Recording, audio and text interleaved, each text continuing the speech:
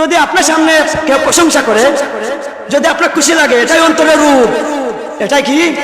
এটাই অন্তরের রূপ। এটাই দূর করতে হবে আল্লাহওয়ালাদের সুবতে গিয়ে, আল্লাহওয়ালাদের খানকাতে গিয়ে, আল্লাহওয়ালাদের সাথে উঠা বসা করে।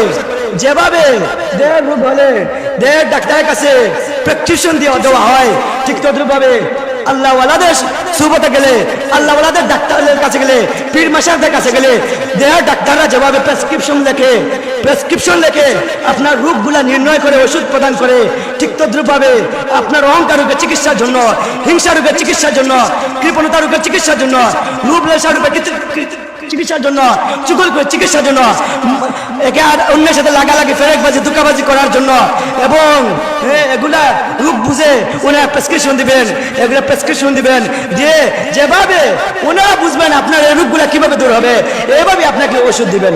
অনেক সময় ডাক্তাররা তিতা ওষুধ দেয়, ভালো ওষুধ দেয়। অনেক সময় ডাক্তাররা তিতা ওষুধ দেয়, ভালো ওষুধ দেয়। আল্লাহওয়ালারা এভাবেই আপনার রোগ অনুযায়ী যারা আল্লাহর মহব্বত, আল্লাহ রাসূলের মহব্বত অর্জন করে, তারা দেশ এবং সব জায়গায় আদর্শ মানুষ হিসাবে পরিচালনা করতেছে, আখলাকওয়ালা মানুষ হিসাবে বসবাস করতেছে। এভাবে আল্লাহওয়ালারা আপনাকে আমাকে একজন খাঁটি আল্লাহওয়ালা বানিয়ে দিবেন। বলেন সুবহানাল্লাহ।